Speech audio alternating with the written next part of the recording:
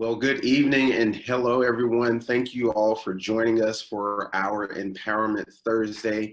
It is certainly an honor and a privilege to be with you all this week as we talk more specifically about voting and the importance of voting and the process of voting. We certainly want to thank our senior pastor, Bishop W.O. Washington, and our General Board of Presbyters for this opportunity. And, you know, we are finding ourselves in a season where the importance of voting is absolutely imperative that we go out and cast that right. You know, we have been given a wonderful opportunity to have a voice and a say in how our country operates, how our state operates, how our local government operates. And we certainly want to exercise that right to vote. And I am thankful to have some wonderful panelists with me this evening that will help us understand the process of voting just a little bit better. I am Elder Jason Caldwell. I am certainly honored to be here with you all. Professionally, I am the CEO and founder of Ubuntu Consulting, and I serve as a faculty member at North Carolina A&T State University. But beyond that, I am a community activist, and I believe in trying to help empower our community so that they can have all the things that are necessary to help improve their lives and to help improve the communities that they live in. So I'm honored to be with you all this evening. I want to just take a moment to introduce our panelists. We have two great individuals with a wealth of knowledge who I believe will be able to help us share a little bit more about the process of voting and what we need to do to make sure that our vote is actually being counted in this election season. With us tonight, we have Beverly Bard, who serves as a Guilford County Democratic Party's High Point Vice Chair and Issues Chair. Beverly is a retired special education teacher and started her pathway to democracy working during President Obama's 2012 campaign as a fellow intern. So we are honored to have Beverly with us this evening. And we also have with us Marion Lewin, who served in several leadership positions for the League of Women Voters of Wake County since becoming a member in 1997. In addition to chairing the Voter Services Committee, Marion is the Vice President of the Board of Directors for the League of Women Voters of North Carolina, and we're certainly honored to have her with us this evening. So I want to allow Beverly and Marion just to take a moment to introduce themselves, and I'll start with Beverly. Welcome, Beverly. It's very nice to be here. Thank you for inviting me. And I love to tell everybody the story of how I started climbing the hill to become more democratic and to find democracy. Well, it was January of 2012, and I thought, what am I going to do? New Year's resolution. And I realized that President Obama was going to be running again. And I also realized that he was the first bill that he signed into an act was the Lilly Ledbetter bill, which gave equal pay for men and women for equal time. I thought, you know what, this is the best thing, and it kind of chokes me up to talk about it, but it's the best thing I could do for my daughters. It meant a lot to me. So I spent every day at the office working for Obama in 2012, and eventually became the intern fellow. Knocked on thousands of doors, made calls, canvassed, and then I was encouraged to organize my precinct, because when we organize our precinct, we can write resolutions on issues that are important to us. And these resolutions are voted on by our county and our state and become part of our platform. And when we elect really good candidates into office, then they will look at our platform and make bills and acts that are in line with what we would like to have happen. And so that was really exciting. So I did that. And that's my story of how I started. Thank you. Thank you, Beverly. It's a pleasure to meet you again. And when I met you at a voter registration site a few weeks ago, I could tell that you were really passionate about it. So thank you for being with us this evening. Marion, please tell us a little bit about yourself. Well, I've been working in elections in North Carolina since I joined the league and coincidentally started working for the Board of Elections in Wake County. I got inspired to focus on the nuts and bolts of democracy because in the early 1990s, I lived in the country of Poland, and Poland was just separating from the Soviet Union and exploring really what it meant to be a democratic country. And I was able to see their elections and participated with some of their political parties on some issues that they were working on. And it was very exciting. And when I came back to the United States, I realized that the core values of democracy were really voting. And voting is power. And voter suppression is a denial of power by people who have power against people who don't have power. And so I'm a passionate participant in the voting process. I think it's key to what it means to be a free citizen and an American citizen. So that's what I've been doing. And voting in North Carolina is wonderfully complicated and ever-changing, and it's been my passion for a number of years. Awesome. Well, I certainly thank you for joining us this evening and being able to share some of your passion about how we can engage in this voter process more effectively, and the same with Beverly. And so, you know, I want to start with Beverly this evening. In terms of voting, can I still register to vote? You know, and if so, what do I need to do? What is the deadline so that my vote can be counted? Yes, you can still register to vote.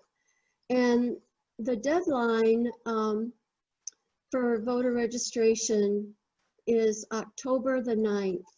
So make sure you get your voter registration form filled out and to the Board of Elections by October the 9th.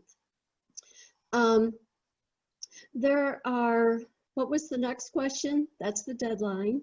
So, and where can I register at? Where can I get information about, is there a form I need to fill out for voter registration? Is there a website I can go to? Do I need to go to a specific location? You can go to your Board of Elections. It's 301 West Market Street in Greensboro, or on the corner of Russell and Centennial in High Point. And you can also go to the Guilford County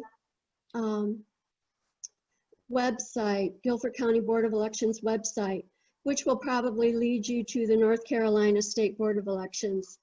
And there you can actually print off the voter registration form yourself and go ahead and fill it out.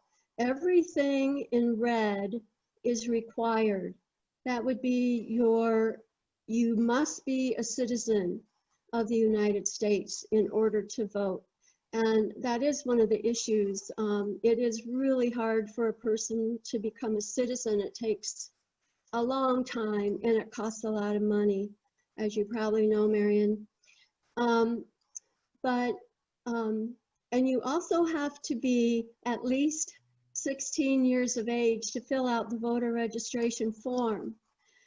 A 17-year-old can vote in the primary. That's because during the general election, they must be 18. But if they're still 17 during the primary, I think it's wonderful that Guilford County has given them the opportunity to choose who's going to be on that ballot in the fall. That was such wonderful news that I heard not too long ago for the primary when we were registering voters. Of course, they'll need your address, where you live, where you actually sleep at night. There's also a section that you can fill out for your mailing address. So if you don't get your mail where you sleep at night, then put that address in the mailing address area. So if I But have a you'll PO need box, to put list your the PO box. living address. So if I have a PO box, then make sure if I'm receiving my mail at the PO box, then put the PO box information on the voter registration form. Yes, there'll be a separate section. It'll say residence, and that's where you live. And then underneath that, it'll say mailing address. And if it's different, then you want to put where you get your mail, such as your PO box. Gotcha. And then, of course, you'll need the signature and date. And everything else is pretty much optional.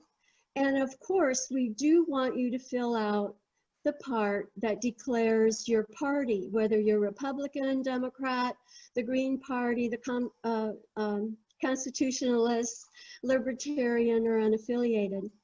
A lot of people forget to fill that part out. That happened to a candidate back in 2014. He came in and he put all his things out on the table for voters to come in and get.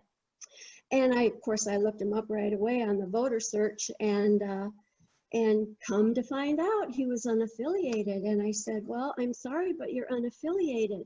He goes, no, I'm not. I have my voter registration card right here, which is what you'll get after about 3 weeks after you turn in your form. So he showed me his voter registration card, and guess what? It had a UNA, unaffiliated. So if you don't want to be unaffiliated and you do want to declare a party, please check that section. Otherwise, your card will come back unaffiliated. Yes, I also want to tell you that if you have a misdemeanor, it doesn't matter. We've had people go to the jails and register those people who have misdemeanors. That's not a big issue. Of course, if you have a felony, it's a little bit different. But guess what? Remember the 3 Ps.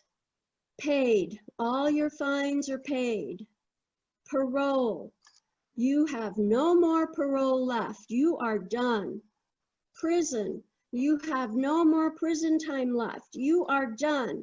Guess what? You can now vote. So please, anybody who's had a felony in the past, make sure you do register to vote, and you take the protests, which we've seen quite a few of this year, and you move that to your power, which is your vote.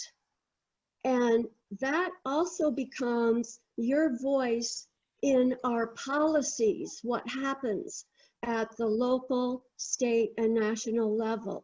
So take your power and make your policies. So early voting starts October the 15th.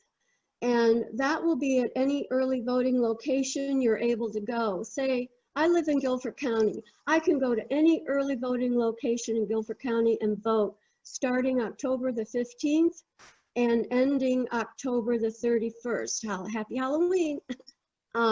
So that's really convenient. And not only is it convenient to just to vote anywhere at any of those early voting locations, but if for some reason you miss that October 9th deadline, you can go to any early voting location and register to vote and vote on the same day. We call it one-stop early voting. Isn't that great? So we do encourage everyone to vote early at any early voting location. Most people go to the one closest to them. And I guess now, before we had to print out the voter registration form and sign it and mail it in, but I guess right now you can actually do voter registration online.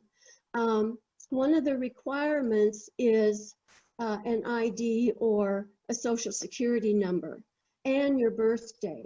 So between those three, your birthday, your social security number, and then if you want to, you can put your ID, it's not required. But through those identifiers, they are able to identify you. Birthday, social security number. What was the third thing, Beverly? I'm sorry. Date of birth, social Oh, security number. well, your photo ID if you have one, Oh, or ID. an ID. I'm sorry, if you want to use the online voter registration, you have to have a North Carolina driver's license or a North Carolina ID if you want to use the online voter registration. Oh, thank you, Marion.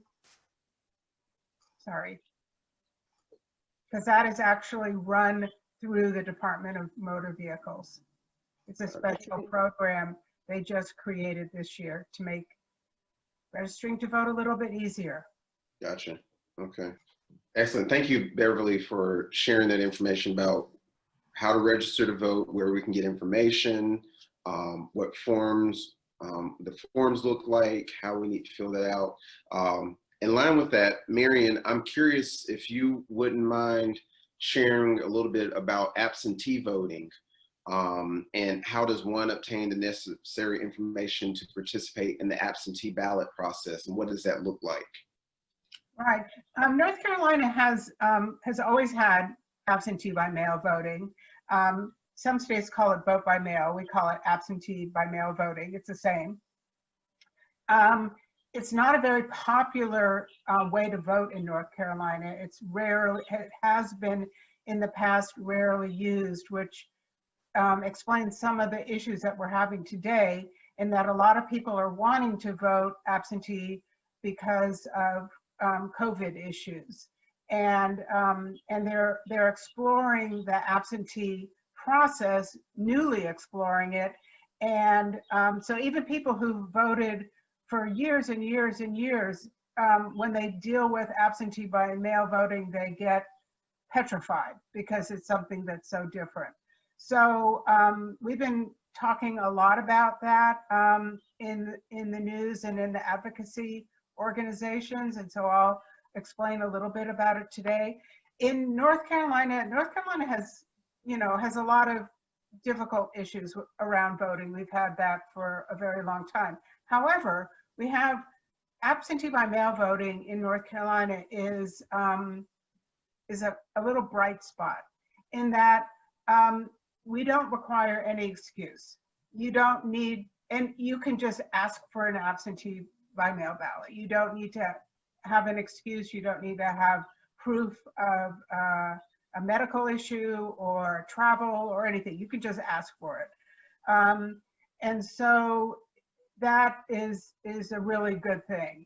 And we're trying to make it, the State Board of Elections is trying to make it a little bit easier to request a ballot.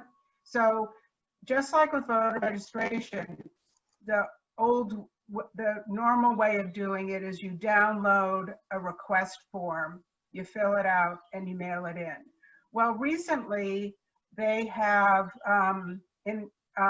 added an online portal that you can go online and ask for your absentee ballot.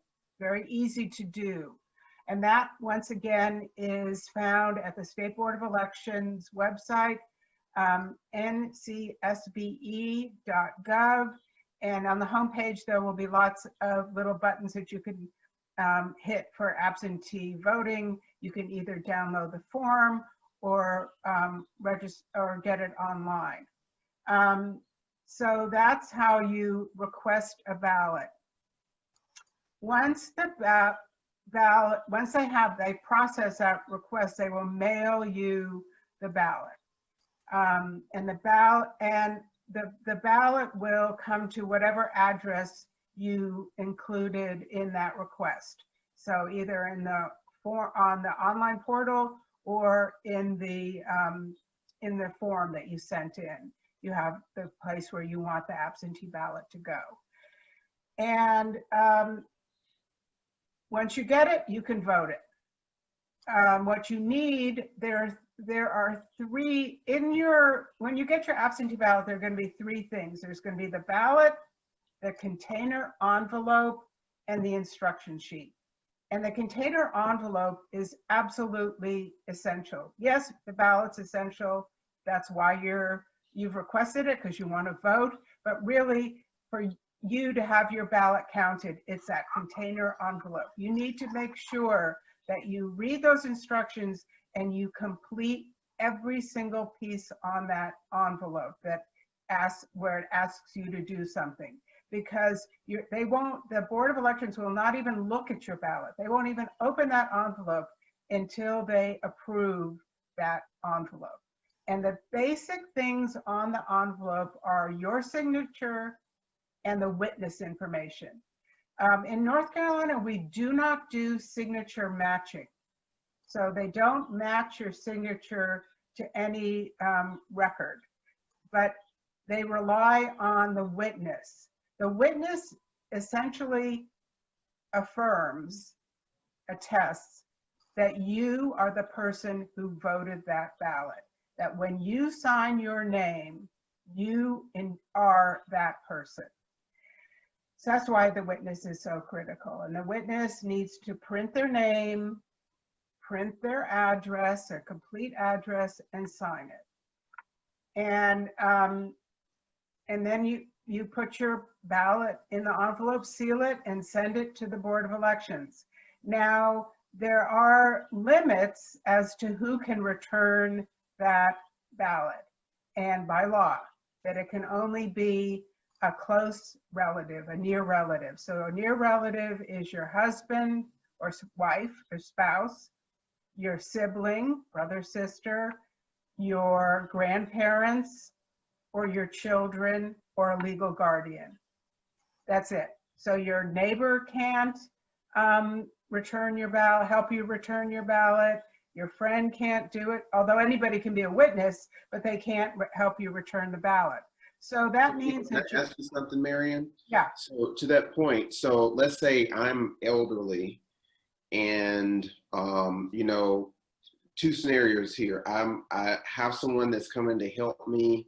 They're sort of my caretaker at home, and they're providing services. So you're saying they can sign the envelope by witness, yeah. but unless they're a relative or legal guardian, they are unable to deliver that envelope to the Board of Elections. Right, but what they can do, there's another section on the container envelope that is, I think it's called the Voter Assistance Certification. If you get someone to help you complete the ballot, that person can read the ballot to you, can help you mark the ballot, can help you put the ballot in the envelope. They can do all of those things, but they just need to you need to make sure that they fill out that part of the envelope, the assistance certification. And the other thing they can do is they can put a stamp on it and walk it to the mailbox. They can't hand deliver it, but they can help you mail it if you can't walk to your nearest mailbox or to your wherever you would normally put your mail. They can help you do that. But you need to make sure they sign that part of the envelope. But if you wanted to hand deliver your ballot, which a lot of people are a little worried about what's going on with the post office, they are a little leery of the mail. Yeah. So they want to hand deliver it. So that person cannot hand deliver it, unfortunately. There's a limited number of people who can hand deliver it. So you just have to put that stamp on it and cross your fingers and hope for the best. No, seriously. The other thing that the State Board of Election has done is they have a tracking system on your container envelope.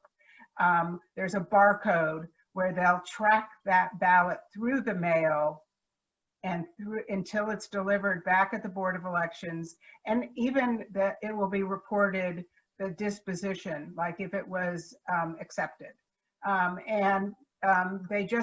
went live like a week or two ago, and you can go online and check to see the status of your ballot, like where it is. You know, has it been mailed? Has it been received? Has it been reviewed? All of that. And that tracking device, that tracking system is also online at the board of ncsbe.gov, and you can follow your ballot. Gotcha. So that should give, I think it's giving a lot of people a lot of reassurance that they can follow and see what happens to their ballot once it gets back there. That's great. And thank you for sharing that, because I did not know that, one, if you were doing the absentee ballot, that there was a witness signature on the envelope. So that's good to know for those that want to engage in that option, that you have to sign it and you need to get someone else to affirm who you are by allowing them to sign it. So that's important. And technically they need to witness that you actually voted the ballot. Okay. So that you don't hand them a sealed envelope and say, here, witness it. That Right. they're there as you put the ballot in the envelope. They don't really have to watch you mark the ballot. They definitely do not need to see the ballot. That is your ballot. They don't need to see it. But so they need to witness you in the act of casting your ballot. That it is your ballot. Yeah. Gotcha. Okay. And so in line with that, Beverly, I'm curious to you, as we're looking at voting, and now that we've registered to vote, we've requested our absentee ballot, what do I need when I go to early voting? Is there any documentation that I need to take? Do I need to take any ID? I know at one point, the law was that to travel and do all this other stuff, you had to have your real ID. Do you still have to have a real ID? And I know there were some court issues in North Carolina around voter ID. And so do I need to take anything with me if I choose to go to early voting? And then also, and this is for Beverly and Marion, if I request an absentee ballot, do I have to take it? Do I have to send it in? I can send it in at any time, or can I take it with me when I go vote early? Okay. To your question, is it better to vote in person or by mail? It's whatever you like to do. It's whatever is the most convenient for you.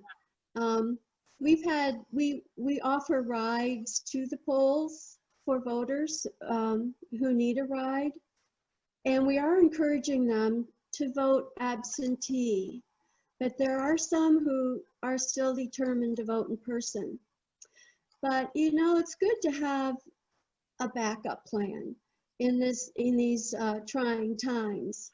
So we encourage people to request an absentee ballot. And you can fill it out as Marion had described, and then say, guess what? I really don't trust the mail. I've heard so many bad things about it. I don't want to mail it. So what you can do is take that absentee ballot that you filled out and take it to any early voting location. October the 15th through October the 31st. Take it with you. Now you will have to stand in line and wait, and you will have to hand it to a poll worker, but they will register you in that you have voted. But guess what? You don't have to go to a booth. You don't have to stand there at the poll and vote. You can just hand it in, and say, okay, you voted, the poll worker checks you in, and then you can leave. So either way is terrific, but it is good to have a backup plan, just in case, you never know. Got it. Okay, great. Marion, were you gonna add something to that? Yeah, if you receive an absentee ballot in the mail, you're not obligated to use it. you can still go to an early voting place and vote and have your ballot entered directly into the tabulator rather than going through the process. And if you decide to do that, we recommend that you do not bring your ballot with you. It will Yeah, it's better. Oops. it will just confuse the poll workers to have a blank absentee ballot. It's not necessary. If you do not need any permission to vote in person, no one knows that you've received an absentee ballot in the mail. That is not part of your voter record. So they don't know that you have one. When you go home, you can destroy your ballot. But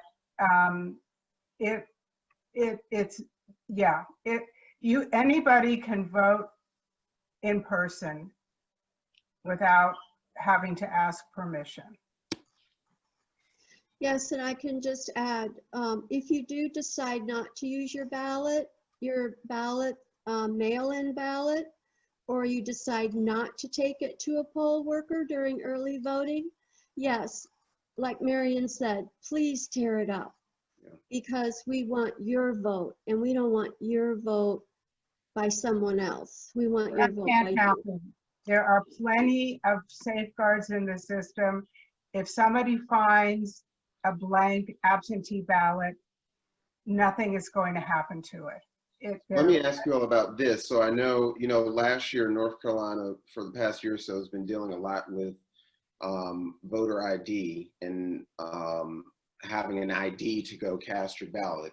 Yeah. We talk a little bit about, what was the impact of that thing, and there have been a lot of lawsuits in the North Carolina. The League of Women Voters of North Carolina has definitely been in the forefront, suing the state of North Carolina about the voter ID requirement.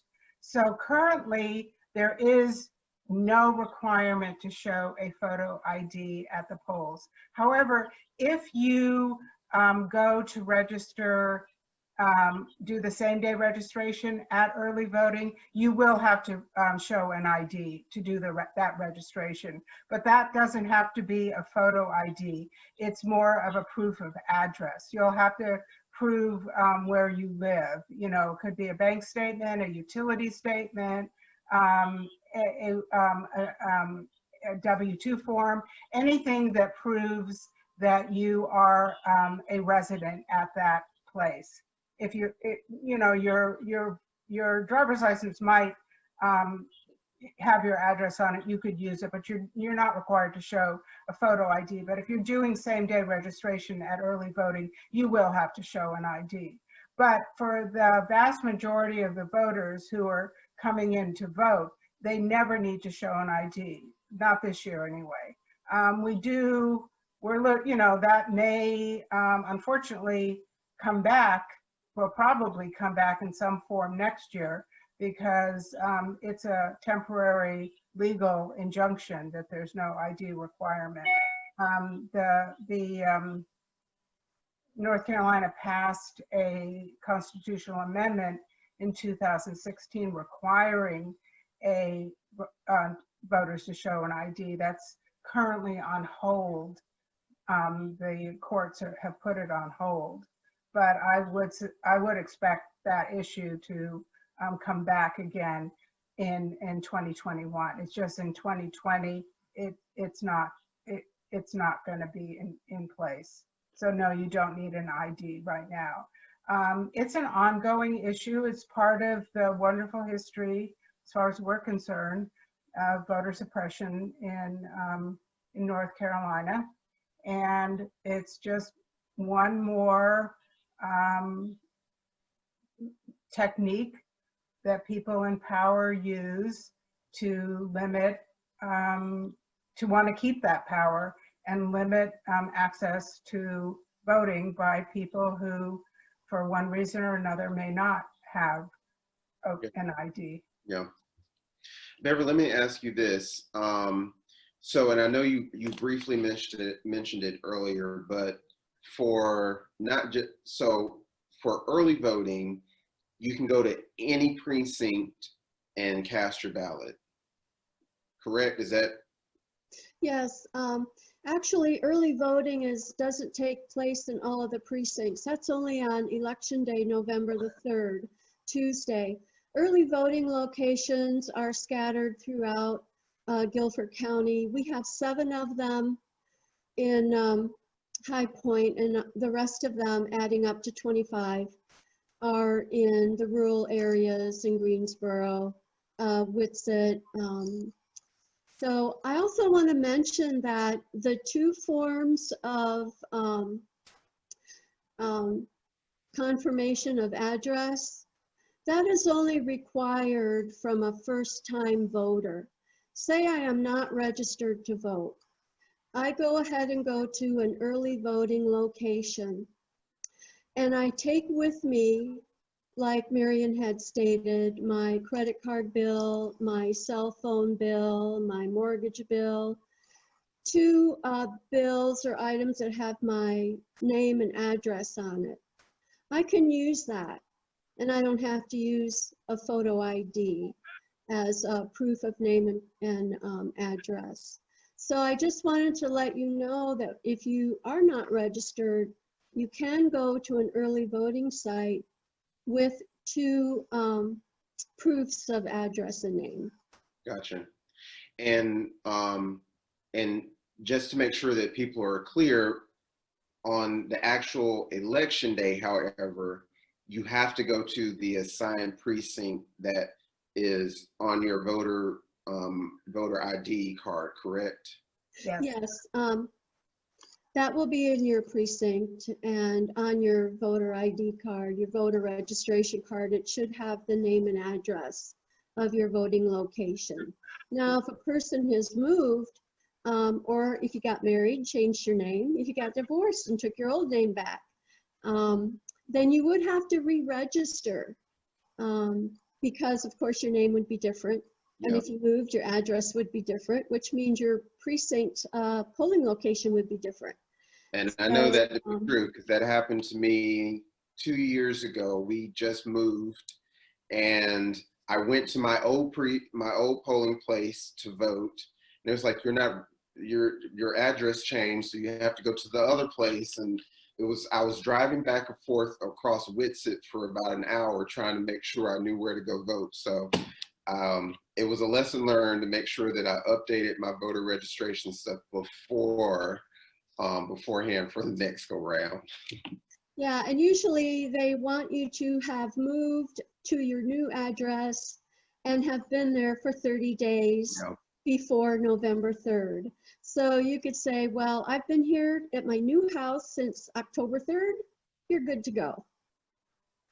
Got it. Okay. This is great information. And, for those that are listening and watching this,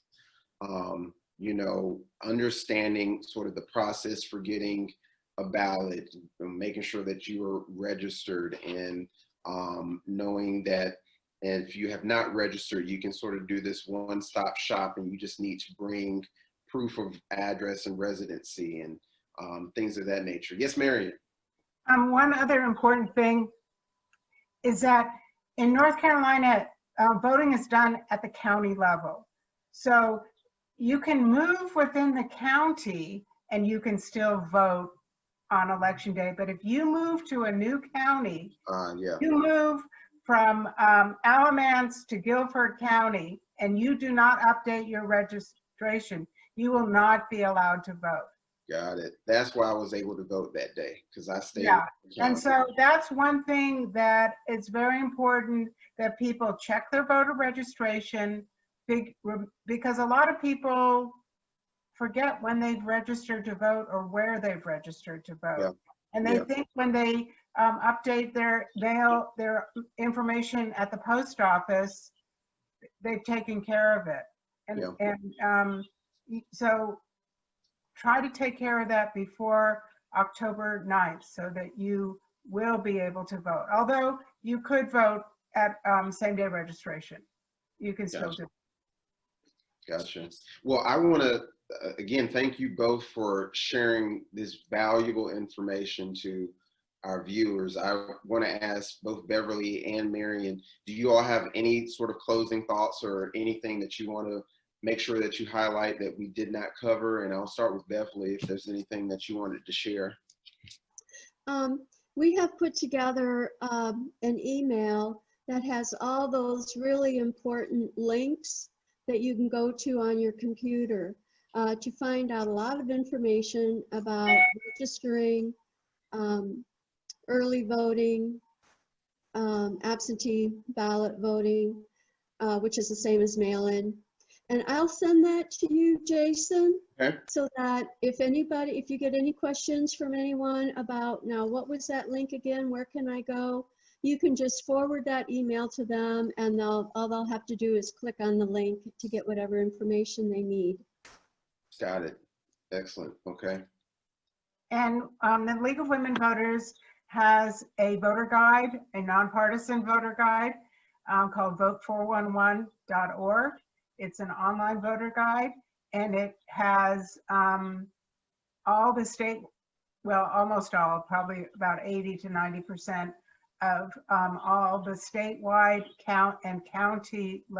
statewide and local, including county level races, with the candidates' responses to questions and contact information. That you can go online and create a personal ballot where you put in your address, and the candidates who are on your ballot will show up, and you will be able to see who's running for office that you can vote for. And I highly recommend that. It's truly a one-stop voter guide. That's awesome. And thank you both for sharing that. And we will make sure that at the end of this broadcast that we have those websites available for you.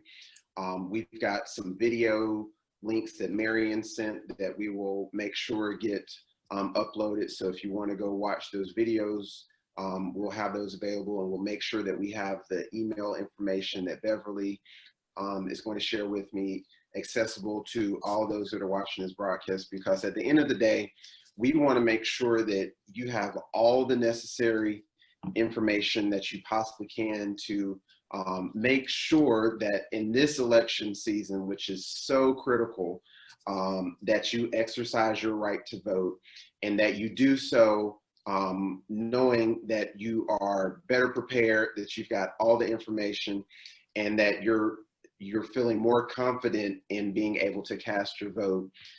So again, thank you to Marion. Thank you, Beverly, for joining us this evening. The last thing that Marion said is a great segue to our conversation that will be taking place during our next Empowerment Thursday, where we're really going to start to talk about the who of voting, who's running, what are their platforms and policies. And we're going to be doing that from a very partisan approach and making sure that people understand who all the candidates are, so that they can make the best choice for themselves, and hopefully making sure that they have all the information so that when they go in, they're not going in cold turkey. And this is not the first time that they've seen who's on the ballot or who's running. That before you go, I used to always tell folks, know before you go. So know who's on the ballot, know who's running for what position. And again, like Marion and both Beverly have shared, we've got, this is a county election. We've got school board officials that are being elected. We've got county commissioners. There are state representatives. There, of course, are Senate candidates on the ballot. Of course, our president. This is a presidential election, so the stakes are high all around, and we want to make sure that you have all the information that you possibly can. So again, thank you to our panelists this evening. Thank you to the Powers of Deliverance Churches for having these Empowerment Thursdays. And thank you to our presiding Bishop and Senior Pastor Bishop W. Washington, we certainly thank you for allowing us to be here. As is the custom of these Empowerment Thursdays and of these broadcasts, we want to certainly close out with a word of prayer for all of those that are listening and joining us this evening.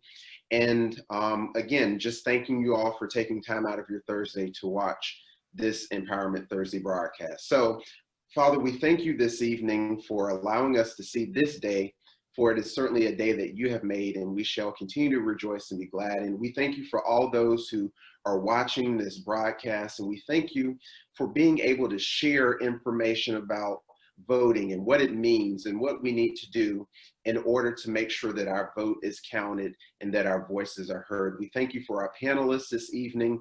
We ask that you continue to bless them in the work that they're doing so that they can continue to make a difference in not only our local communities, but across our counties and across this state and across this country. We thank you for everyone listening. We ask that you continue to bless us and strengthen us and continue to give us grace for all things. It is in your Son, Jesus' name, that we pray. Amen. Thank you all for joining us on Empowerment Thursday. We have enjoyed having you all with us, and we look forward to seeing you on our next session, where we're going to talk more about the who of voting and what does that mean in 2020. Thank you all, and enjoy the rest of your evening.